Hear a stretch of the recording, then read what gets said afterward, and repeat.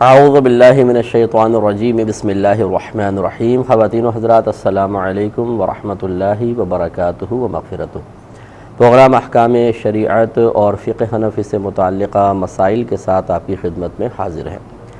جب ہم فقہ حنفی کہتے ہیں تو اس کا مطلب یہ نہیں ہے کہ قرآن و حدیث سے ہٹ کر اپنی کوئی ذاتی رائے سے مسئلہ بیان کرنا، بلکہ اچھی طرح تمام ہمارے سننے والے بہن اور بھائی یاد رکھیں کہ فقہ حنفی جب ہم کہتے ہیں تو اس کا مطلب ہوتا ہے کہ امام اعظم ابو حنیفہ رضی اللہ تعالی عنہ کے وضع کردہ، قائم کردہ، بنائے ہوئے اصولوں کے مطابق قرآن و حدیث سے نکلے ہوئے مسائل، اسے فقہ حنفی کہتے ہیں۔ یعنی امام اعظم رضی اللہ تعالیٰ عنہ، اسی طرح امام شافعی ہیں، امام مالک ہیں، امام احمد بن حنبل رضی اللہ تعالیٰ عنہم ہیں۔ یہ چار بڑے ائمہ تھے جنہوں نے کچھ اصول وضع کیے، جن اصولوں کی روشنی میں قرآن و حدیث سے مسائل اخذ کیے گئے۔ تو جو جس امام کو فالو کرتا ہے ان کے اصولوں کے مطابق اور ان کے نکالے ہوئے مسائل کو صحیح سمجھتے ہوئے ان کی پیروی کرتا ہے، اسے اسی امام کی طرف منسوب کر دیا جاتا ہے۔ احناف یعنی امام اعظم رضی اللہ تعالی عنہ کی طرف منسوب لوگوں کو حنفی کہتے ہیں۔ امام شافعی والے شوافعی کہلاتے ہیں یا شافعی واحد اس کا ہے، اور امام احمد بن حنبل والے حنبلی کہلاتے ہیں۔ مالک رضی اللہ تعالی عنہ کے ماننے والے مالکی کہلاتے ہیں۔ تو یہ ایک میجر مسٹیک ہے کہ بعض اوقات لوگ یہ سمجھتے ہیں، یا مطلب یہ کہ بعض لوگ سمجھانے کی کوشش کرتے ہیں کہ اگر کوئی فقہ حنفی بولتا ہے تو اس کا مطلب یہ ہے کہ اپنی الگ ایک رائے قائم کرنا قرآن و حدیث سے ہٹ کر۔ ایسا نہیں ہے، ہمارے اکابرین نے جو بات بھی بیان فرمائی عین قرآن و حدیث کے مطابق ہے۔ اس پر انشاءاللہ کلام کریں گے، لیکن پہلے سائل ہمارے منتظر ہیں، پہلے ان کی کال لے لیتے ہیں۔ السلام علیکم۔ وعلیکم السلام۔ جی بہن، میں فضیل اناز بات کر رہی ہوں خانے وال سے۔ جی فرمائیے۔ ہیلو جی فرمائیے، آپ کی آواز آ رہی۔ جی میں بتاتی ہوں۔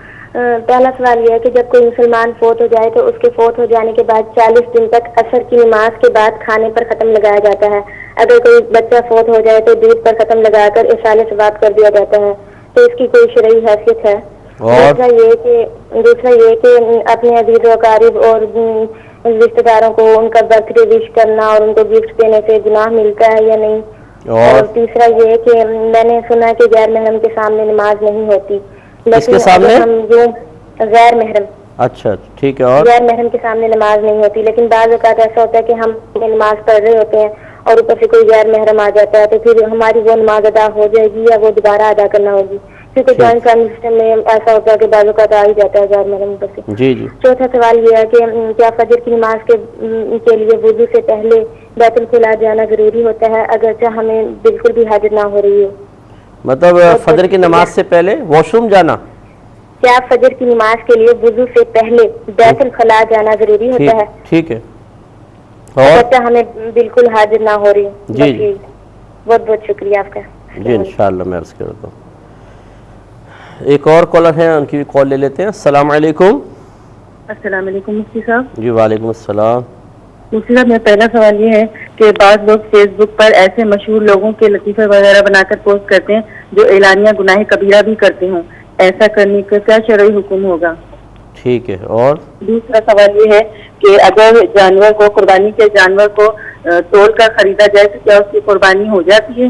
اور تیسرا سوال یہ ہے کہ کسی نے کہا ہے کہ جب کوئی مسلمان مرتا ہے تو اللہ تعالیٰ ایسے لوگوں کو اس سے دور کر دیتا ہے جن سے وہ دنیا میں بہت زیادہ محبت کرتا تھا، یعنی مرتے وقت ایسے لوگوں کو اس سے دور کر دیتا ہے جن سے وہ بہت زیادہ محبت کرتا تھا، اور عموماً عام طور پہ جو اس کے ارد گرد لوگ رہ جاتے ہیں وہ ہوتے ہیں جن سے وہ کم محبت کرتا ہے، تو کیا یہ بات صحیح ہے؟ اور چوتھا سوال یہ ہے کہ ظہر کا وقت باقی نہیں رہا تھا لیکن گمان کیا کہ وقت ہے اور نماز پڑھ لی ادا کی نیت سے، تو کیا نماز ادا ہو جائے گی یا قضا کرنی پڑے گی؟ یہ سوال دوبارہ بولیے گا، آخری والا۔ ظہر کا وقت باقی نہیں رہا تھا لیکن یہ گمان کیا کہ وقت باقی ہے اور نماز پڑھ لی، ادا کی نیت سے نماز پڑھ لی، تو کیا ہو جائے گی یا پھر قضا کر کے دوبارہ قضا کرنی ہوگی دوبارہ؟ ٹھیک ہے، صحیح۔ اور السلام علیکم۔ جی میں انشاءاللہ عرض کرتا ہوں۔ ایک اور کالر ہیں، السلام علیکم۔ ہیلو السلام علیکم۔ جی وعلیکم السلام۔ مفتی صاحب میں حمیرہ ملتان سے بات کر رہی ہوں۔ جی فرمائیے۔ جی میرے 3-4 کوشچن ہیں۔ پہلا کوشچن یہ کہ سورہ فرقان کی آیت نمبر 25 میں ہے فرمایا کہ آقا کریم صلی اللہ علیہ وسلم عرض کریں گے رب کریم بے شک میری قوم نے اس قرآن پاک کو بالکل چھوڑ ہی رکھا تھا، تو اس کے بارے میں وضاحت فرما دے کہ قرآن پاک کو چھوڑنے سے کیا مراد ہے؟ ٹھیک ہے. اور اگلا کوشچن یہ کہ جو لوگ تبلیغ بھی کرتے ہیں اور شادی بیاہ میں ناچ گانے بھی کرتے ہیں، تو ان کو پوچھا جائے تو وہ کہتے ہیں کہ ہم دین اور دنیا کو ساتھ ساتھ لے کے چلنے والے لوگ ہیں، ان کا ایسا کرنا اور کہنا کیسا ہے؟ اور کسی نے حرام کی کمائی سے قربانی کا جانور خرید کر بسم اللہ اللہ اکبر پڑھ کر ذبح کیا، اس کا گوشت خود بھی کھایا اور لوگوں کو بھی کھلایا، تو اس کی شرعی حیثیت بتا دیجیے. حرام کے پیسے سے خریدا تھا؟ ہاں جی ہاں جی جی. اور اگلا کوشچن یہ کہ جو غیر محارم رشتہ دار بغیر اجازت کے رشتہ داروں کے گھروں میں جانے کی عادی ہوتے ہیں بغیر اجازت کے، اور غیر محارم عورتوں پہ ان کی نظر پڑتی ہے، تو خالی وہی مرد ہی گناہ گار ہوں گے یا وہ عورتیں بھی گناہ گار ہوں گی جن پہ نظریں پڑتی ہیں؟ اس کے حوالے سے وضاحت فرما دیجیے گا. اچھا. اور اچھا آخری کوشچن یہ ہے کہ قربانی کے جانور جو لے کے آتے ہیں اور ان کی پیشاب کی چھینٹیں جو نہ مرد بچتے ہیں نہ عورتیں بچتی ہیں، تو ایسے کپڑوں سے جو نمازیں پڑھی ہیں ان کی نمازیں وہ ہوئی ہیں کہ نہیں ہوئی؟ کیونکہ وہ بے پرواہی سے انہوں نے گزار دیا. اور میرا آخری کوشچن یہ کہ لفافوں میں جو گوشت فریج میں رکھا جاتا ہے اسے خون ٹپکنے لگ جاتا ہے اور پانی کے باؤل میں گر جاتا ہے اور برف جم جاتی ہے، ایسی برف کو استعمال کیا جا سکتا ہے کہ نہیں؟ ٹھیک ہے. اور دعاؤں میں یاد رکھیے گا. السلام علیکم ورحمۃ اللہ وبرکاتہ. جی میں انشاءاللہ عرض کرتا ہوں. جوابات کی طرف آتے ہیں. یہ ایک کل دو تین بلکہ کویسچن آفر تھے میرے پاس. ایک تو یہ پوچھا کہ سیاست میں آنا کیسا ہے اور سیاست کرنا اور مذہب کا سیاست سے تعلق ہے کہ نہیں. دیکھیں بالکل ہے. آسان الفاظ میں سیاست کو یوں ہی سمجھ لیں کہ تدبیر اختیار کرنا کسی بھی چیز کے لیے، اچھائی کے لیے، ماحول کو بہتر بنانے کے لیے، کسی نظام کو چلانے کے لیے تدبیر اختیار کرنے کا نام سیاست ہوتا ہے. ہمارے نبی کریم صلی اللہ علیہ وسلم نے کیا نظام نہیں بنایا تھا صحابہ کرام کے معاشی مسائل کے حل کے لیے، پھر جنگی تدابیر کے حوالے سے، پھر صحابہ کرام کے آپس کے معاملات کو بہتر سے بہتر کرنے کے حوالے سے، مسلمانوں کی ترقی کے حوالے سے. تو سیاست تو عین دین کا ایک حصہ ہے. تو اس کو مزید اس کو یوں سمجھ لیجئے کہ موجودہ سیاست کی طرف آنے سے پہلے کہ جیسے پیسہ فی نفسی ہی بالکل صحیح چیز ہوتی ہے، ہمارا اس کو حاصل کرنے کا طریقہ یا خرچ کرنے کے ذرائع اگر ہم غلط اختیار کرتے ہیں تو ہم کہتے ہیں پیسہ خراب ہے، پیسہ حرام ہے، پیسہ غلط ہے. اگرچہ پیسہ خراب نہیں ہوتا. آپ ایک حرام کا نوٹ رکھیں، ایک حلال کا نوٹ رکھیں، ان دونوں میں کیا فرق ہے؟ ذرہ برابر کا فرق نہیں ہے. اصل اختیار کرنے والوں کا معاملہ ہوتا ہے. ایسے ہی سیاست فی نفسی ہی بالکل بہت اچھی چیز ہے، ہمارے مذہب سے اس کا بالکل تعلق ہے. لیکن موجودہ جو سیاست ہے کہ فراڈ ہے، جھوٹ ہے، دھوکہ دہی ہے، الزام تراشی ہے اور دوسرے کو نقصان پہنچانے کا معاملہ، یہ تمام چیزیں اس کو جو سیاست کا نام دے دیا گیا ہے، حقیقتاً یہ سیاست نہیں ہے، یہ تخریب کاری ہے. تو بہرحال اس دور کے حوالے سے بھی مطلب یہ کہ جو مثبت تدابیر اختیار کرے تو گویا کہ اس نے ایک مثبت سیاست کو اختیار کیا ہے اور اس میں کوئی حرج نہیں، اور یہ بہت اچھی چیز ہے. اور دینداروں کو بھی اس طرف متوجہ ہونا چاہیے، اس میں شرعاً کوئی حرج نہیں ہے. اور ضمناً کسی نے پوچھا تھا کہ آپ کا کب ارادہ ہے سیاست میں آنے کا؟ تو بھائی میں تو ایک بے ضرر سا آدمی ہوں، مجھے تو کچھ آتا جاتا ہے نہیں. ہمارا مشن ہے علم عام کرنا. نہ پہلے کبھی ارادہ رہا، نہ ابھی ہے، نہ انشاءاللہ عز و جل مرتے دم تک میرا کوئی ارادہ ہے کہ میں اس طرف آؤں. لیکن میں اس کو غلط نہیں سمجھتا ہوں کہ اگر دیندار طبقہ اچھی مثبت سیاست کی غرض سے کہ اگر آپ آگے نہیں آئیں گے تو پھر یقینی سی بات ہے یہ شکوہ کرنا بیکار ہے کہ فلاں یہ کام نہیں کر رہا، فلاں دین کو عام نہیں کر رہا، فلاں دین کے لیے یہ کام نہیں کر رہا. تو بھی آپ آگے آئیے اور آپ آگے آ کر یہ معاملہ کیجئے. اور اگر نہیں کر سکتے ہیں تو پھر بہرحال اس کو کم از کم برا نہیں کہنا چاہیے. موجودہ سیاست کے انداز کو آپ برا کہہ سکتے ہیں، لیکن فی نفسی سیاست کوئی بری شے نہیں ہے اور اس کا عین دین سے تعلق ہے. ایک انہوں نے کسی نے کویسچن کیا تھا کہ بعض اوقات بعض کمیونٹیز ایسی ہیں کہ وہ اپنی بیٹی کی شادی کے لیے پیسے طلب کرتے ہیں کہ پہلے اتنے پیسے دیں تو ہم اپنی بیٹی کی شادی آپ کے ساتھ کر دیں گے. اس کے بارے میں کیا شرعی حکم ہے؟ جواب یہ ہے کہ اس طرح میکے والوں کا سسرال والوں سے بیٹی کی شادی کے بدلے میں پیسہ طلب کرنا، اس کو ہمارے اکابرین نے رشوت قرار دیا ہے. یہ حرام ہے اور گناہ ہے. اگر کسی نے اس طرح بیٹی کے نام پر پیسے لیے ہیں سسرال والوں سے تو ان کو واپس کرنے چاہیے اور اللہ کی بارگاہ میں توبہ کرنی چاہیے. ایک کویسچن یہ کیا گیا تھا کہ بلا اجازت کسی کا بیان یا کسی کی نجی گفتگو یا اور اسی طرح کوئی اس کا راز یا ویک پوائنٹ فیس بک پر یا یوٹیوب وغیرہ پر اپلوڈ کر دینا، اس کی کیا شرعی حیثیت ہے؟ دیکھیں بعض چیزیں ایسی ہوتی ہیں کہ انسان اس کی پرواہ نہیں کرتا، وہ کہتا ٹھیک ہے آپ ڈال دیں کوئی بات نہیں، جیسے کسی عالم دین کا بیان ہے، اس نے پبلکلی وہ بیان کیا ہے اور وہ اس کو منع بھی نہیں کر رہا کہ آپ ڈال دیں، اور آپ کو یقین بھی ہے کہ اگر ہم اس کی بغیر اجازت ڈال دیں گے تو برا نہیں مانے گا، تو اس قسم کی چیز تو دوسرے کے حوالے سے ڈال سکتے ہیں، اس میں کوئی حرج نہیں ہے۔ لیکن اگر بعض اوقات ایسا ہوتا ہے کہ ایک نجی محفل ہوتی ہے، اس میں کسی نے کوئی بیان کیا، کوئی بات بولی، اور ہر جگہ کا ایک مقتضائے حال ہوتا ہے، یعنی ماحول کا ایک تقاضا ہوتا ہے۔ بعض اوقات ایک اسٹیج پر ایک بات نہیں کہہ سکتے، ایک کمرے میں رہ کے کہہ سکتے ہیں، بعض اوقات میڈیا پر ایک بات نہیں کہہ سکتے، ایک پبلک میں جو مجمع کثیر ہے اس میں وہ بات کہی جا سکتی ہے۔ ہر جگہ ہر ماحول کا الگ الگ تقاضا ہوتا ہے۔ اب بعض لوگ اسی طرح بیانات میں بیٹھ جاتے ہیں، موبائل سے چیزیں مطلب ریکارڈ کر لیتے ہیں، یا ویسے ہی اپنے اپنے ویڈیو کیمرے لے آتے ہیں، ریکارڈ کر لیتے ہیں، اور ان کو یہ اس بات کی تمیز ہی نہیں ہوتی کہ کسی بھی عالم دین یا کسی معظم دینی کی کون سی بات ہمیں اپلوڈ کرنی ہے اور کون سی نہیں، کیونکہ اتنا دینی شعور تو ہوتا نہیں۔ اس میں پھر یہ ہوتا ہے کہ جب لوگ اس کو فیس بک وغیرہ پہ سنتے ہیں تو عجیب سا لگتا ہے۔ اس پہ تھوڑا سا کلام مزید کریں گے لیکن ایک چھوٹے سے بریک کے بعد۔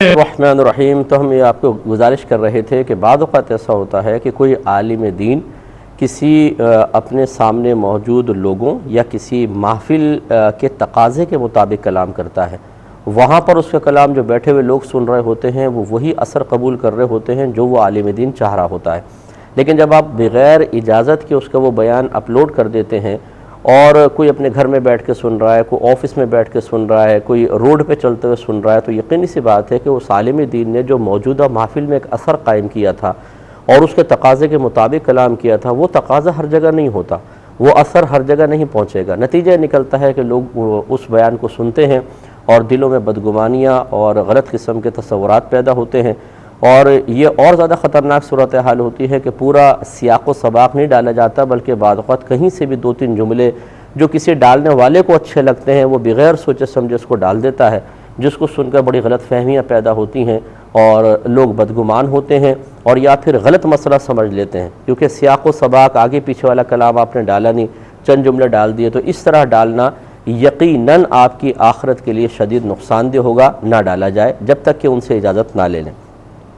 اسی طرح کسی کی نجی گفتگو، جیسے مثال کے طور پہ محفل میں بیٹھ کے 2 آدمی باتیں کر رہے ہیں، 3 آدمی باتیں کر رہے ہیں، شادی بیاہ کے ٹیبلوں پہ بیٹھے ہوتے ہیں، کوئی باتیں شروع ہو گئی، آپ نے وہاں پہ وہ ریکارڈر رکھ دیا، ریکارڈ کر کے وہ ڈال دیں، یہ بالکل سخت ناجائز ہے، کیونکہ جب آدمی نجی گفتگو کر رہا ہوتا ہے تو بے احتیاطی کے ساتھ ہی گفتگو کرتا ہے، اس نے اس وقت اس گفتگو کو عوام الناس کے سامنے یا لوگوں کے سامنے لانے کا کوئی ارادہ نہیں کیا ہوتا، تو کچھ الفاظ ایسے بھی نکل جاتے ہیں جو غیر محتاط قسم کے ہوتے ہیں، اور آپ نے اس کو فوراً اپلوڈ کر دیا۔ تو کئی علماء کے ساتھ ایسا میں نے معاملہ دیکھا ہے کہ وہ کسی کے ساتھ بیٹھے باتیں کر رہے ہیں اور وہاں پہ ریکارڈ کر لیا، بلکہ ویڈیو کے ساتھ ایک کلپ پوری ریکارڈ کر لی اور وہ اپلوڈ کر دی ہے، اس سے بڑے ہی غلط قسم کے تاثرات قائم ہوتے ہیں۔ اس طرح کسی کی نجی گفتگو اس کی اجازت کے بغیر اپلوڈ کر دینا یہ سخت ناجائز اور گناہ کا کام ہے، اور ایسا شخص آخرت میں قابل گرفت ہوگا۔ اور کسی کے راز کو، کسی کے ویک پوائنٹ کو کہ جس کے ظاہر ہو جانے سے اس شخص کے لیے زوال عزت کے امکانات پیدا ہو جائیں گے، ایسے معاملات ہو جائیں گے یا لوگ اس کے خلاف ہو جائیں گے، لوگ اس کے دشمن ہو جائیں گے، یہ تو سخت حرام اور گناہ کبیرہ ہے۔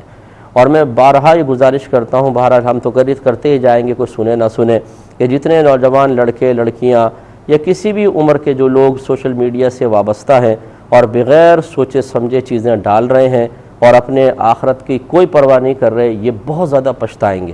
اس لیے کہ کوئی بھی آپ کام کرنے لگیں، سب سے پہلے اس کے بارے میں کچھ اصول شرع جاننے کی ضرورت ہوتی ہے۔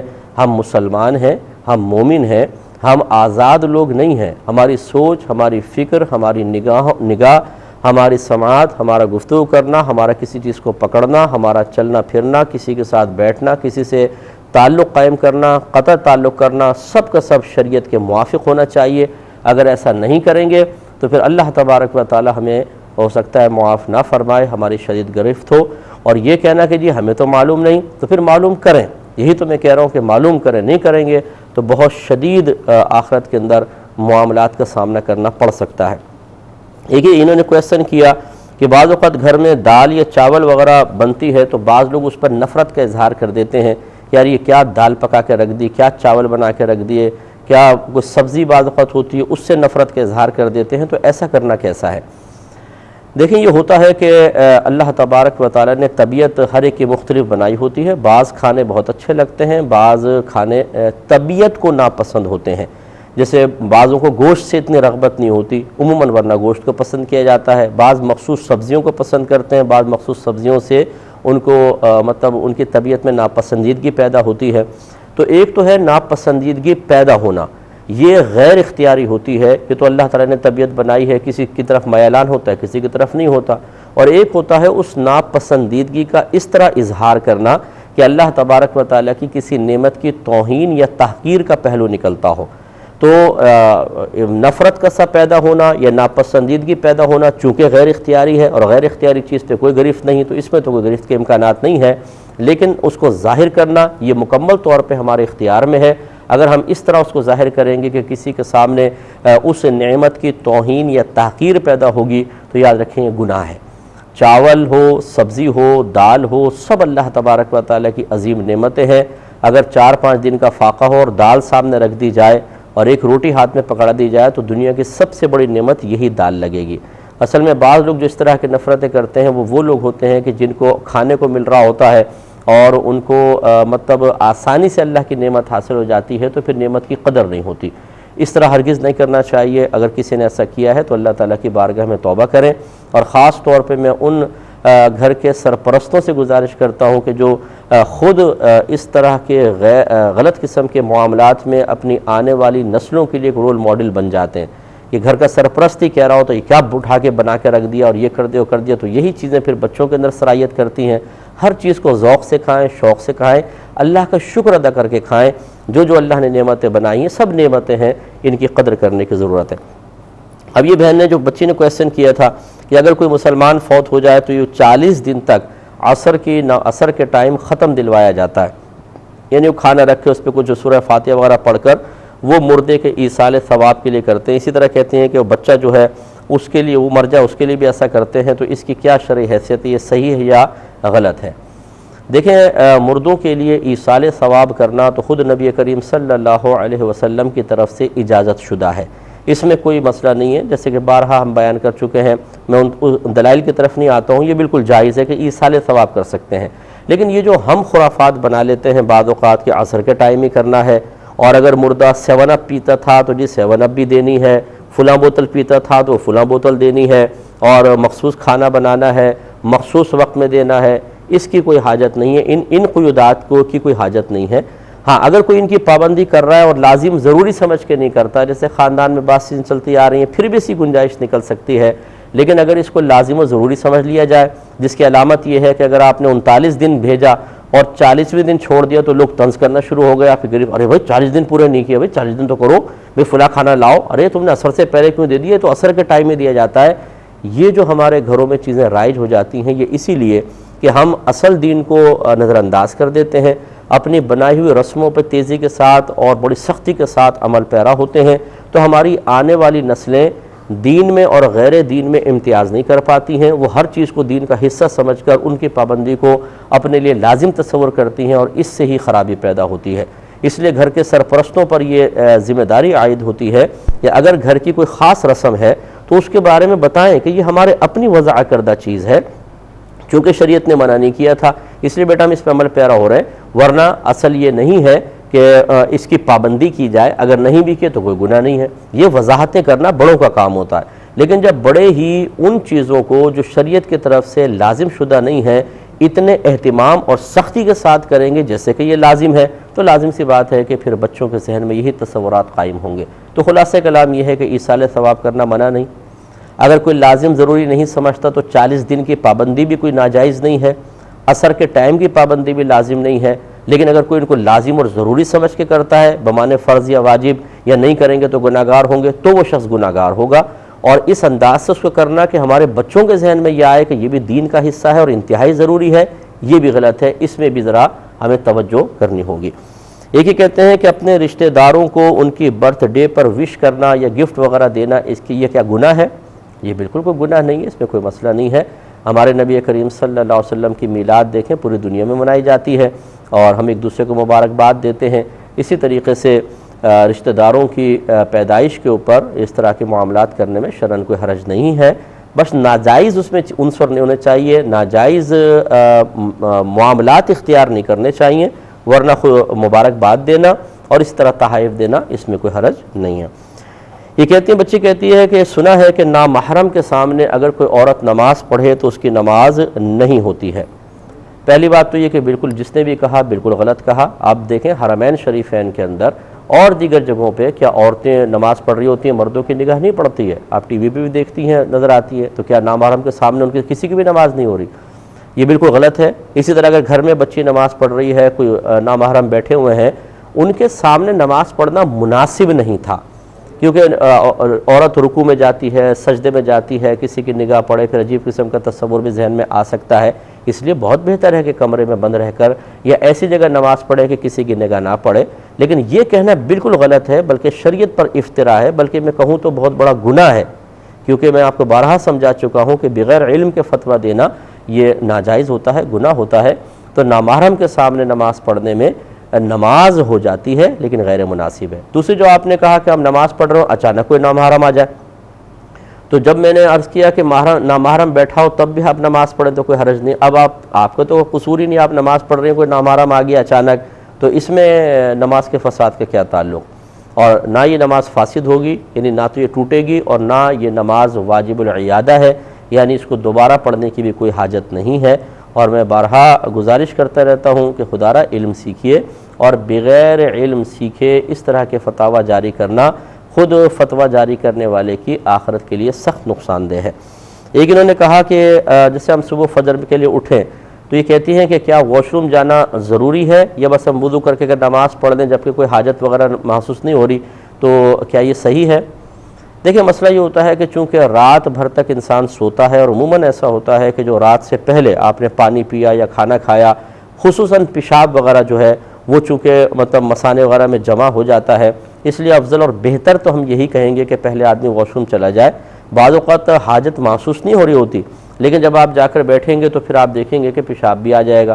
تو اس طرح ہوتا ہے کہ احساس نہیں ہو رہا ہوتا لیکن وہ مثانے میں چیز جمع ہوتی ہے، اور بعض اوقات ایسا ہوتا ہے کہ شیطان سستی دلواتا ہے، یار چھوڑو کون جائے وضو استنجا خانے، جلدی سے وضو کرے نماز پڑھ لو۔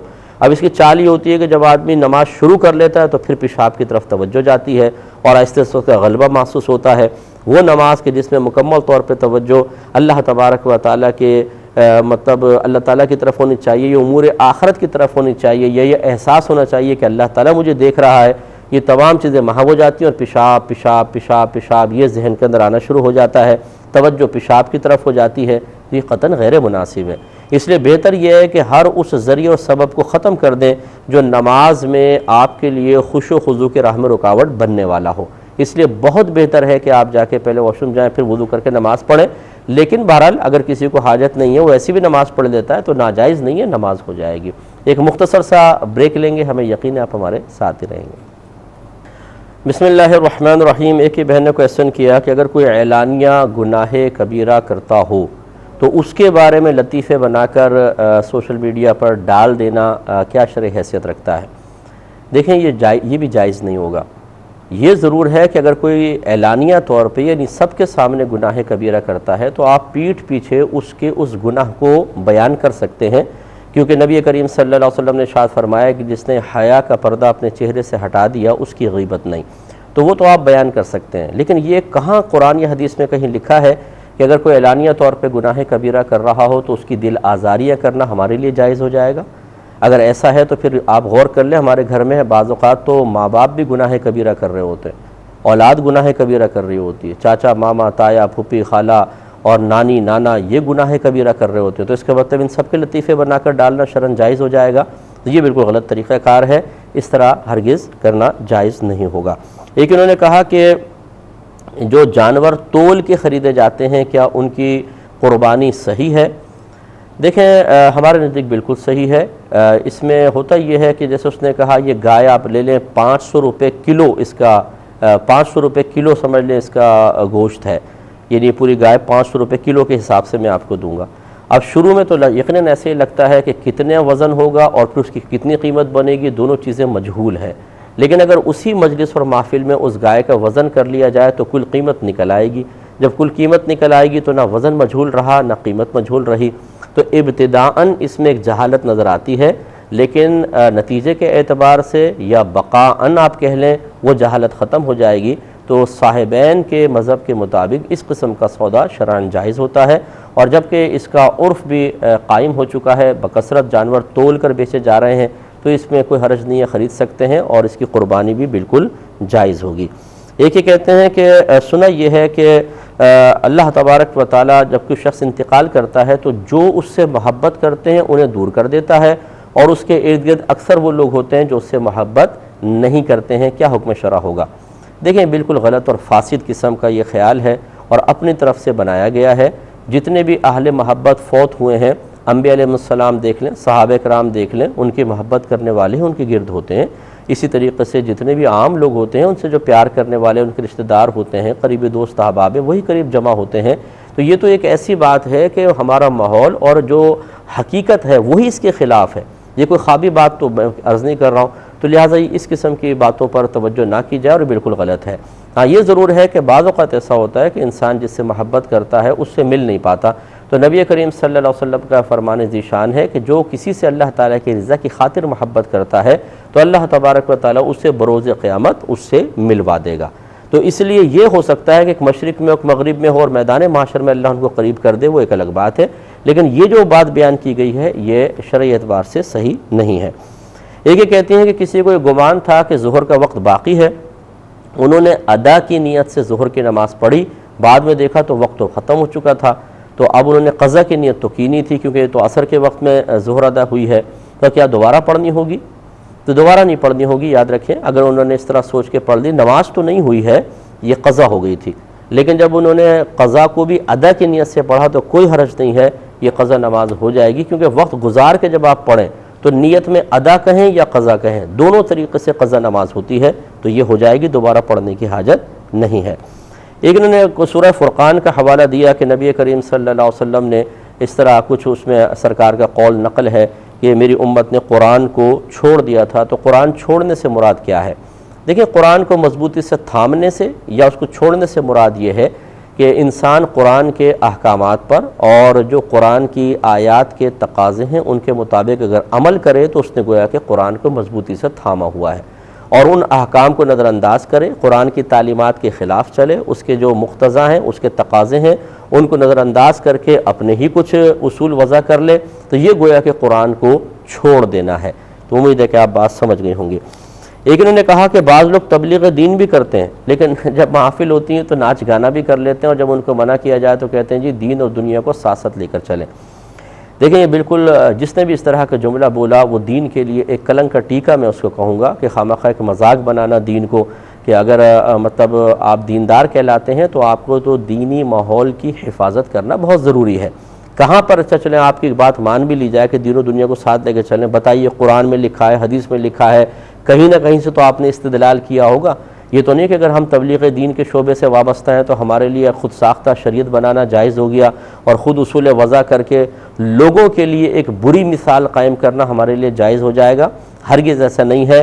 دین اور دنیا، دیکھیں دنیا کہتے کس کو ہے؟ دنیا ہر اس چیز کو کہتے ہیں جو اللہ کی یاد سے غافل کرے.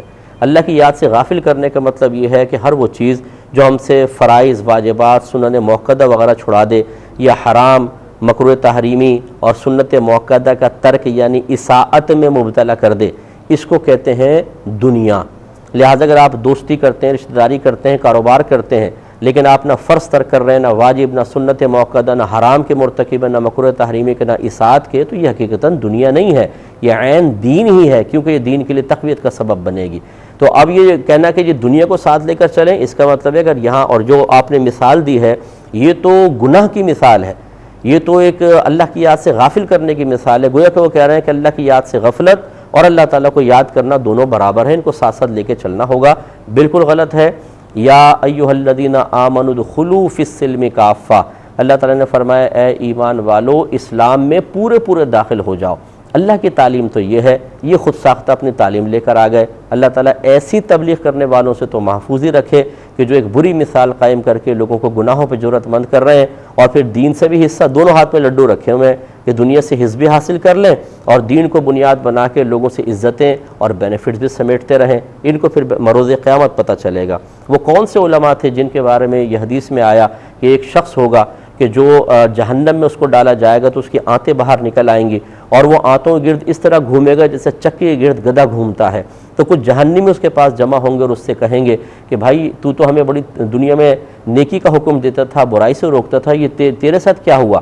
تو جواب میں کہے گا کہ میں تمہیں نیکی کا حکم کرتا تھا، خود نیک عمل نہیں کرتا تھا، تمہیں برائی سے روکتا تھا اور خود ایسا نہیں کرتا تھا، اس لیے اس انجام تک پہنچا۔ اب ہو سکتا ہے وہ عالم دین بھی ہو سکتا ہے کہ وہ تبلیغ کرنے والا بھی ہو، لیکن بہرحال یہ انجام ہے۔ اب بتائیں اگر وہ دین و دنیا کو ساتھ لے کے چلنا صحیح تھا تو اس کو بھی سزا کیوں مل رہی ہے؟ اس لیے توجہ رکھیں اور اس طرح تبلیغ کے نام پر دین کو بدنام کرنے والے شخص سے ضرور آپ محفوظ رہیں۔ یہ کہتے ہیں کہ اگر کوئی حرام پیسے سے جانور خرید لے تو اس پر بسم اللہ اللہ اکبر کہہ کر اس کو ذبح کرنا یہ شرعاً کیسا ہے، اور پھر اس میں سے کھانا پینا یہ کیا حکم رکھتا ہے؟ دیکھیں مسئلہ یہ ہوتا ہے کہ جب آپ حرام پیسے سے کوئی جانور لیتے ہیں تو یہ تو ضرور کہا جائے گا اگر واقعی حرام پیسہ ہے کہ قربانی نہیں ہوگی، یعنی اللہ کی بارگاہ میں مقبول نہیں ہوگی، سمجھ لیجئے۔ لیکن جب آپ بسم اللہ اللہ اکبر پڑھ کر اس جانور کو ذبح کریں گے وہ جانور حلال ہے، اور جب آپ نے اس کو کھایا تو فی نفسی وہ جانور حلال ہے، اس کا کھانا بھی حلال تھا۔ ہاں یہ حرام پیسے سے خریدنا اور اسے اللہ تعالیٰ کی بارگاہ میں درجہ قرب کا سبب بنانے کا تصور کرنا، اس لحاظ سے وہ شخص ضرور قابل گرفت ہوگا اور آخرت میں اس کو جواب دہ ہونا پڑے گا، لیکن اس پہ کوئی حکم کفر نہیں لگے گا، یہ اچھی طرح یاد رکھیں۔ اس میں اور بھی تفصیل ہے دلائل کی روشنی میں، لیکن وہ عوام الناس کی سمجھ میں نہیں آ سکتی۔ اتنا ہی ہمارا کہنا کافی ہے، اگر آپ سمجھیں کبھی موقع ملے تو دلیل بھی دے دیں گے، لیکن وقت کی قلت کی بنا پر صرف اتنا سمجھ لیجئے کہ بعض چیزیں فی نفسی ہی بالکل جائز ہوتی ہیں، دوسری چیزوں کی وجہ سے ان میں بظاہر حرمت نظر آ رہی ہوتی ہے، اس کو حرام لی غیری ہی کہتے ہیں، جو فی نفسی خود بالکل جائز ہوتی ہے، دوسری چیز کی وجہ سے اس میں کچھ حرمت وغیرہ نظر آتی ہے تو اس میں پھر کوئی حکم کفر وغیرہ نہیں ہوتا، بلکہ بعض اوقات تو شے کے استعمال میں بھی کوئی حرج نہیں ہوتا ہے، تو اس لیے کوئی مسئلہ نہیں ہے۔ یہ کہ کہتے ہیں کہ بعض نامحرم ایسا ہوتا ہے کہ گھروں میں اچانک داخل ہو جاتے ہیں اور ان کی نگاہ پھر عورتوں پہ پڑ جاتی ہے، تو اس صورت میں کیا نامحرم جو اندر داخل ہوا وہ گناہ گار ہوگا اور وہ عورتیں گناہ گار ہوں گی کہ نہیں ہوں گی؟ دیکھیں ہمارے نبی کریم صلی اللہ علیہ وسلم نے ہمیشہ گھر میں داخل ہونے سے پہلے اجازت لینے کا حکم دیا۔ حدیث کا مفہوم یہ ہے اگرچہ ماں بھی اکیلی گھر کے اندر ہو تو دروازہ بجا کے انسان کو داخل ہونا چاہیے، کیونکہ اصل میں اجازت لینے کا حکم نگاہ کی حفاظت کے لیے ہی ہے۔ ہو سکتا ہے آپ اپنے گھر میں داخل ہوں، والدہ ہیں، بہنیں ہیں، پتہ نہیں کس حالت میں کوئی بیٹھا ہو، کوئی کپڑے بدل رہا ہو، کوئی کسی حالت میں بیٹھا ہو، اچانک محرم بھی اگر اچانک داخل ہوگا تو یہ ہو سکتا ہے کہ ایسی چیز پہ نگاہ پڑ جائے جس پہ نہیں پڑنی چاہیے، تو اس لیے حکم ہے نظر کی حفاظت کا اور اجازت لینے کا۔ اب یہ نامحرم جو ہے سیدھے گھر میں گھس گئے، ایک تو ان کا گھسنا ناجائز اور گناہ، دوسرا پھر عورتوں پہ نگاہ پڑنا یہ دوسرا ان کا گناہ، اور عورتوں کو تو نہیں پتہ نا کہ اچانک کوئی آ جائے گا تو عورت گناہ گار نہیں ہوگی۔ ہاں اگر یہ اچانک داخل ہوئے اور عورتیں بیٹھی رہیں، ان کے سامنے بے پردہ بیٹھی رہیں تو پھر ان کے لیے گناہ کا پہلو نکل سکتا ہے، لیکن اگر عورتیں اٹھ کے جلدی سے اندر چلی گئیں یا وہ بھی بھوچنگی بیٹھی ہوئی حضرت نے آ کے اور مطلب دیکھنا شروع کر دیا تو تمام تر وبال اسی شخص کے اوپر ہے، عورتیں بالکل گناہ گار نہیں ہوں گی۔ یہ کہتے ہیں کہ قربانی کے جانور جب لے کر آتے ہیں گھر میں تو یہ پیشاب وغیرہ کر دیتے ہیں، تو عموماً ایسا ہوتا ہے کہ چھینٹیں وغیرہ پڑ جاتی ہیں، تو کیا حکم شرع ہوگا اس میں؟ ان کپڑوں میں نماز وغیرہ کا کیا معاملہ ہے؟ دیکھیں عموماً یہ قربانی کے جانور ایسی جگہ بندھے ہوتے ہیں کہ جہاں پیشاب کی چھینٹوں سے بچنا اتنا دشوار نہیں ہوتا، اس لیے ان کے لیے آپ کے لیے تو کوئی ایسی رعایت نہیں ہونی چاہیے، احتیاط کریں، قریب نہ جائیں اور اپنے پاک کپڑے پہن کے نماز پڑھیں۔ لیکن جو لوگ اس طرح مطلب ان میں جو ریوڑ وغیرہ بہت زیادہ ہوتے ہیں، ان کے بیچ میں کام کرتے ہیں، چارہ ڈال رہے ہیں، صفائیاں کر رہے ہیں، یہ چونکہ گندگی سے عموماً نہیں بچ پاتے ہیں، ان کے لیے اس سے بچنا بہت ہی دشوار ہے، اور اگر ان کے لیے بار بار پاک کرنے کا حکم دیا جائے تو شدید ترین حرج میں مبتلا ہو جائیں گے، اس لیے ان کے کپڑوں پہ تھوڑی بہت چھینٹیں پڑ گئیں تو اس کو معاف رکھا جائے گا اور اسی کپڑوں میں یہ نماز پڑھ سکتے ہیں۔ لیکن عمومی طور پہ جیسے اب ہم قربانی کے جانور لائے، گلی میں بندھا ہوا قریب کھڑے، پیشاب کی چھینٹیں آ گئیں، تو اس میں کون سا عموم بلوہ ہے، اس میں کون سا بہت زیادہ ہم مبتلا ہیں کہ اس کو پاک کرنے میں حرج ہو جائے؟ اس کو کپڑوں کو اتار دیں، دوسرے کپڑے پہن کے نماز پڑھ لیں۔ اس لیے جہاں پر حرج نہیں ہوگا وہاں پہ تکلف اختیار کرنا پڑے گا پاکی ناپاکی کے سلسلے میں، اور جہاں حرج عظیم ہے وہاں تھوڑی بہت بے احتیاطی شریعت نظر انداز کرتی ہے۔ اور آخری بات انہوں نے کہا کہ بعض اوقات خون جو یہ گوشت آتا ہے قربانی کا، اس سے خون ٹپک رہا ہوتا ہے، وہ بعض اوقات فریج وغیرہ میں رکھتے ہیں تو ایسی جگہ گر جاتا ہے جہاں برف جمانے کے لیے پانی رکھا، اس میں شامل ہو گیا، وہ برف جم گئی، کیا حکم شرع ہوگا؟ دیکھیں اگر اس خون جو اس پہ گوشت میں لگا ہوا ہے یہ بہتا خون ہے، جیسے جانور کا بہتا خون ہوتا ہے، آپ نے پلاسٹک پہ گوشت ڈال دیا تو اس میں خون بھی تھا، آپ نے اٹھا کے ایسے کیسے گھر لے آئے، تو لازم بات ہے جو بہتا خون ہے تو ناپاک ہوگا، اور جب یہ برف میں گرے گا وہ بھی ناپاک۔ اب وہ چاہے ایک قطرہ گرا اس سے ایک ڈلی بن گئی تو یہ پوری ڈلی کا استعمال کرنا یہ حرام ہوگا، یہ ناپاک ہے، اس کو پھینکنا ہی ہوگا۔ ای میل ایڈریس چل رہا ہے، جو بھائی بہن ہمیں میل کرنا چاہیں میل کر سکتے ہیں، انشاءاللہ حتی الامکان کوشش کریں گے کہ جلدی جواب دیں، لیکن پوری دنیا سے میلز آتی ہیں اور اتنی کثرت کے ساتھ ایک ایک آدمی بعد پر 4 5 5 6 7 سوال کرتا ہے، تو اس لیے جواب دینے میں ہمیں بہت دقت ہوتی ہے اور کبھی کبھار لیٹ بھی ہو جاتے ہیں، اس لیے آپ برا نہ مانا کریں اور ناراض نہ ہوا کریں، میل اعتماد کے ساتھ بھیجیں، حتی الامکان کوشش کریں گے جلدی جواب دیں، دیر ہو جائے تو معاف کر دیجیے گا۔ اب اپنے میزبان کو، ہمارے کیو ٹی وی کی پوری ٹیم کو اجازت مرحمت فرمائیں، آپ ہمارے لیے دعا کیجیے، ہم آپ کے لیے بڑے مخلصانہ انداز سے دعا گو ہیں کہ اللہ تعالیٰ آپ کو گھروں میں پیار، محبت، الفت، اتحاد و اتفاق عطا فرمائے اور تا حیات ہر قسم کے لڑائی، جھگڑے، فتنہ، فساد، اختلاف رائے سے محفوظ رکھے، آمین۔ وآخر دعوانا ان الحمدللہ رب العالمین۔